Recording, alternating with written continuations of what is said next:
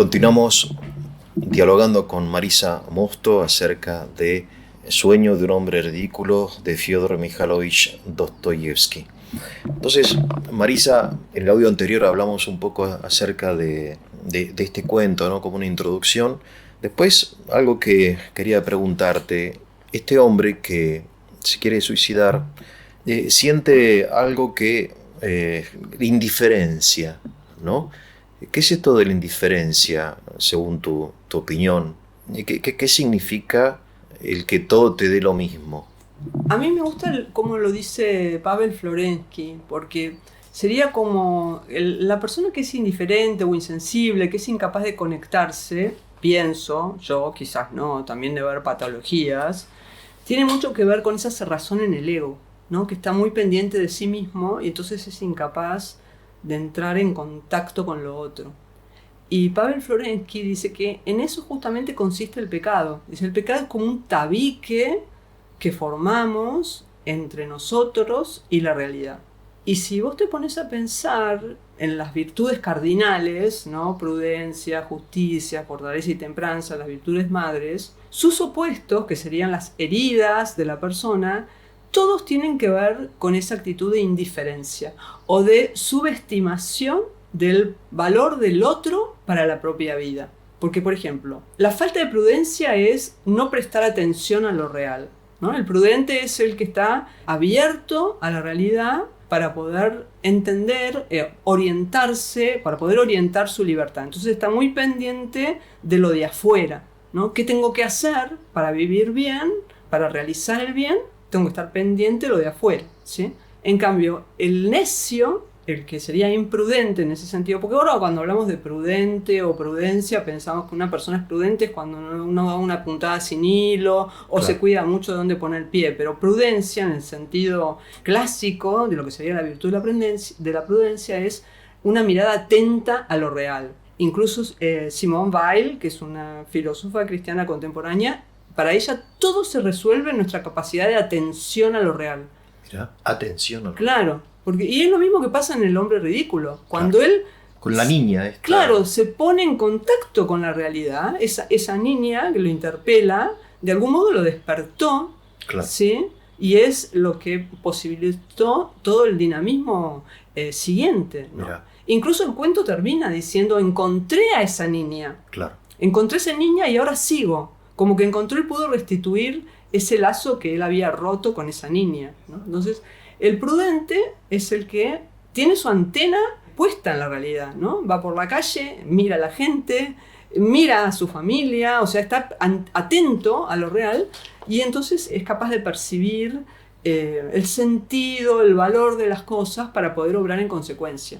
Bien. El necio es el que no escucha, el que no presta atención, ¿no? Incluso en las Sagradas Escrituras el necio es el que tiene el duro de cerviz, ¿no? Porque no es capaz de inclinar el cuello para escuchar, ¿no? Es el que no escucha. Ah, ese es el sentido, mira sí, qué interesante. Sí. Nunca lo había pensado. Tiene el cuello duro, rígido, porque duro, no claro, lo inclina para escuchar, ¿no? Claro, mirá vos. Que sería claro, esa manera de que lo real te transmita claro, su sentido y tu valor. Mirá. Entonces el necio es el que se cierra sobre sí mismo. Sí. Lo mismo pasa, por ejemplo, con la virtud de la justicia. Ajá. El justo es el que está dispuesto a dar lo que corresponde, ¿no? A realizar el bien o restituir el bien, a sanar lo dañado.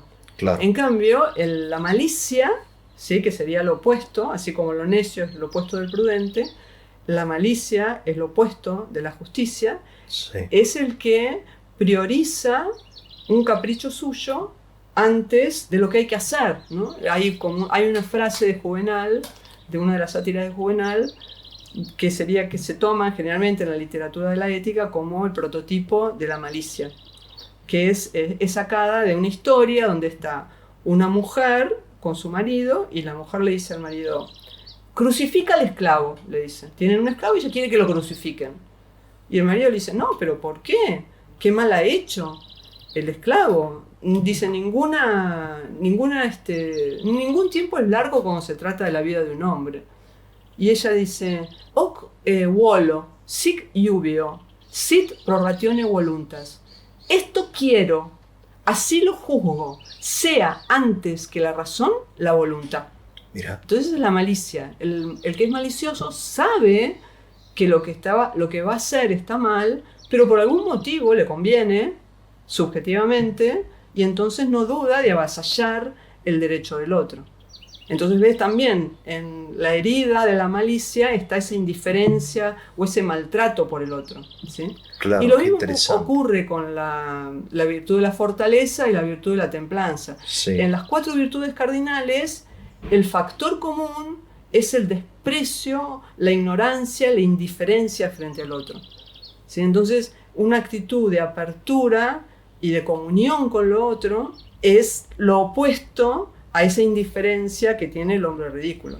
Claro, digamos que la presencia del otro es como la oportunidad que nosotros tenemos para salir de nuestro propio ego, de repente, ¿no? Un poco conectándolo con Memorias del subsuelo, que el protagonista, cuyo nombre también desconocemos, encuentra a una mujer, Lisa, ¿no? En un burdel, quizá vos te acuerdes de... Y esa Lisa un poco representa lo mismo que esta niña, la oportunidad que él, en realidad no es que él lo ayuda a ella, sino que es ella la que le da la oportunidad a él de salir de su propia resentimiento o encierro.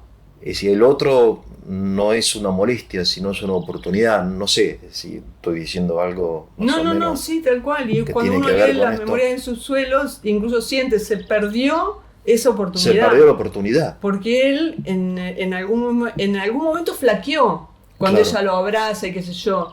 Pero después es como que siente que repulsión a esa situación de dependencia. Claro, Quiere romper los Claro, lazos. claro. Quiere seguir siendo independiente. claro.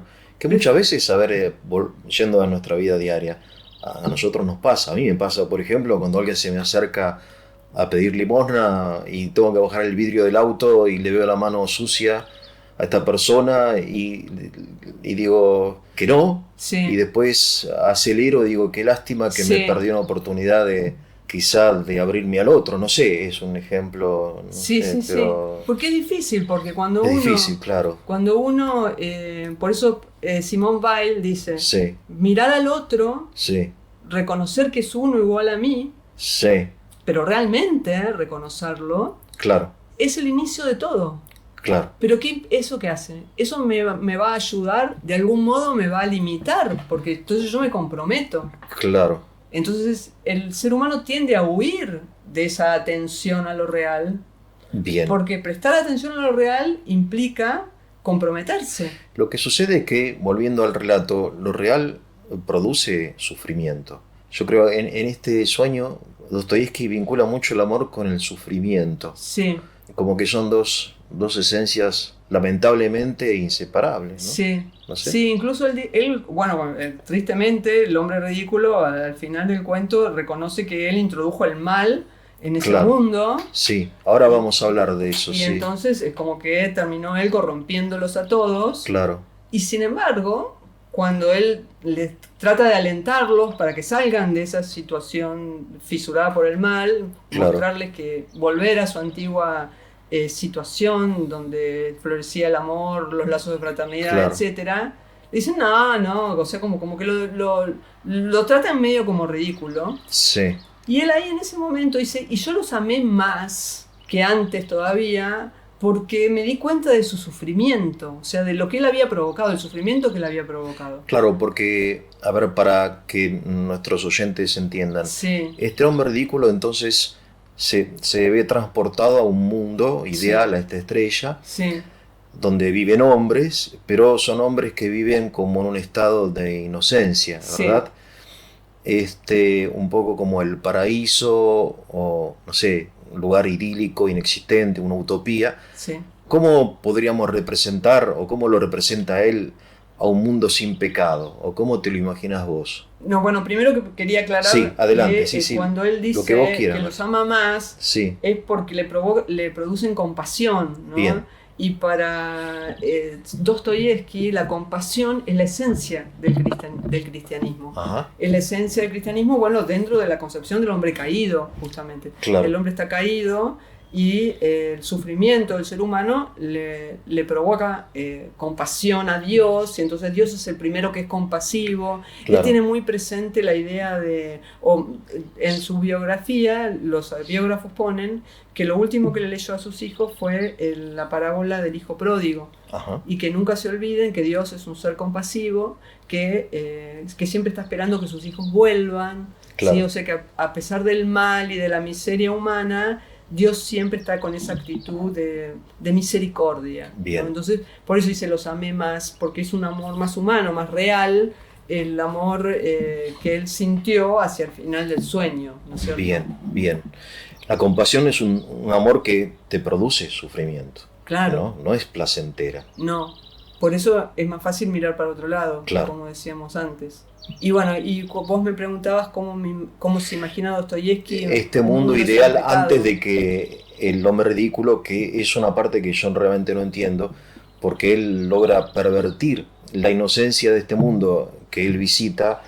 No es que lo hace inocente a él, sino que es al revés, es sí, él el que él ya tiene la contamina claro. a este mundo sí. inocente pero débil, ¿no? Y es interesante también, quizá no tengamos tiempo hoy de señalar el proceso de corrupción, ¿no? De perversión, porque todo empieza en la mentira. En la mentira, sí. Es muy interesante. Sí.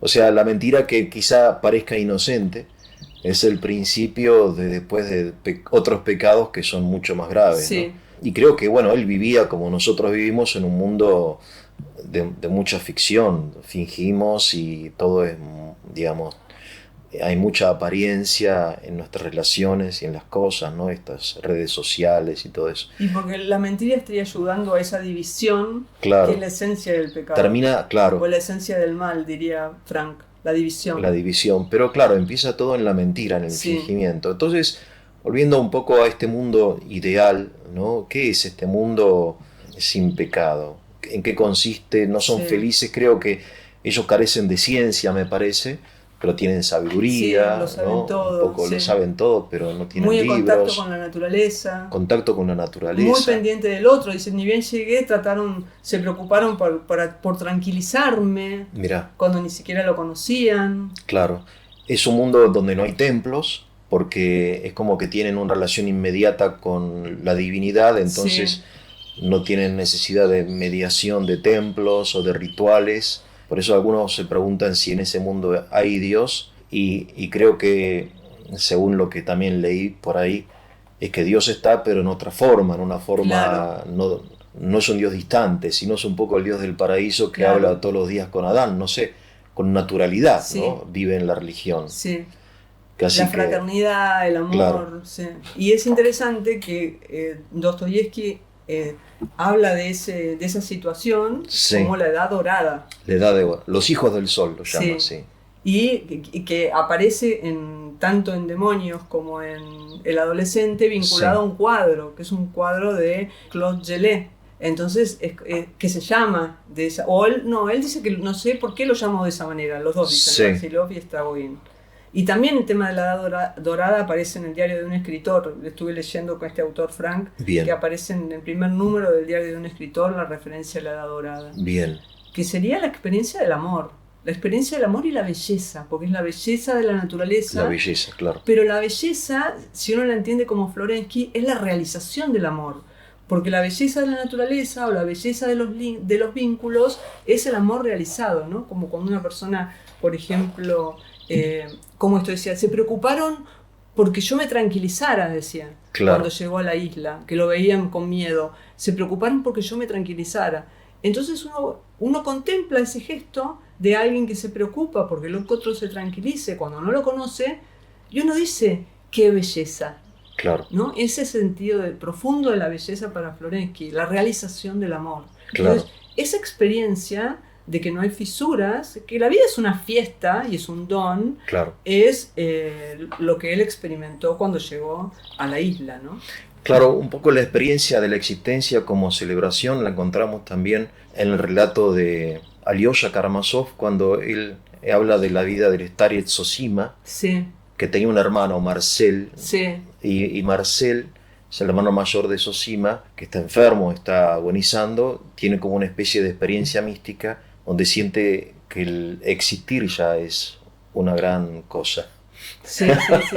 ¿No? Sí, es Sí, interesante que porque esa- también es un personaje que pasa de un estado de indiferencia y de Exactamente. burlarse Sí. de la gente creyente y de cínico. Sí, Y cuando se enferma es como que se le hubieran caído algo de los ojos y empieza a experimentar los a ver la pajaritos. verdad, sí, Claro, a valorar a la gente que lo sirve en la casa, claro, a valorar la vida. exactamente, la Y le vida. dice, mamá, estamos en el paraíso. Estamos en el Si paraíso. todos quisiéramos, podríamos darnos cuenta que estamos en el Claro. paraíso.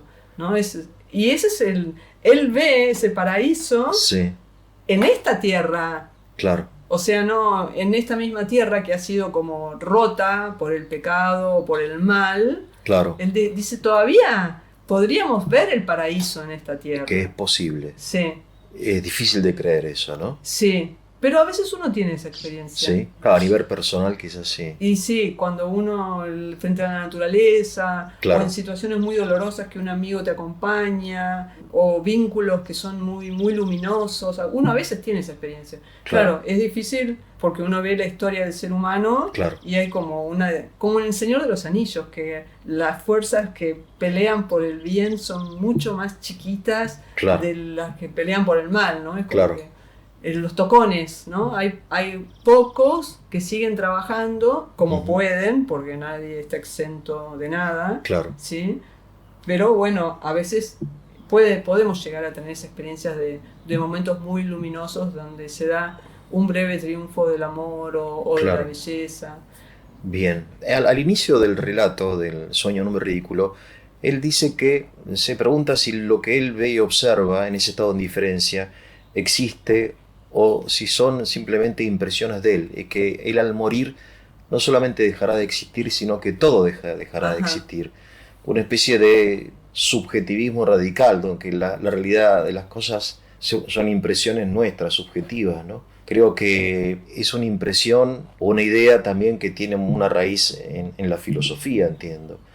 Es decir, opuesta a esta verdad entendida como ontológico, la verdad entendida como imágenes que llevamos a nuestro interior, pero que no tienen un relativo con nada, ¿no? Sí, O sea, al dejar de existir, deja de existir todo, sí, ¿no? sí. Hay filosofías que sí, como nihilistas, ¿no? Diríamos así, Claro, sí, que ponen en duda eso, pero a mí me llama la atención de que no hay ninguna perspectiva filosófica que Sí. niegue el deseo humano.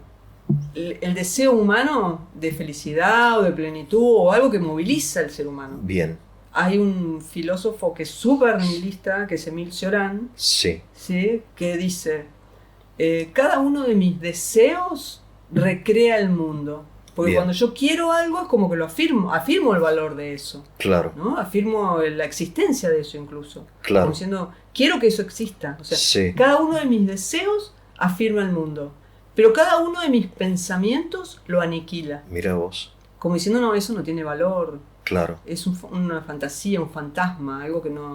Entonces cada uno de mis deseos recrea el mundo y cada uno de mis pensamientos lo aniquila. claro, Y dice Cioran, ¿quién quiere en mí? Porque yo, como diciendo, hay una fuerza que no soy yo que me sigue impulsando, ¿no? ¿Quién Claro. quiere en mí?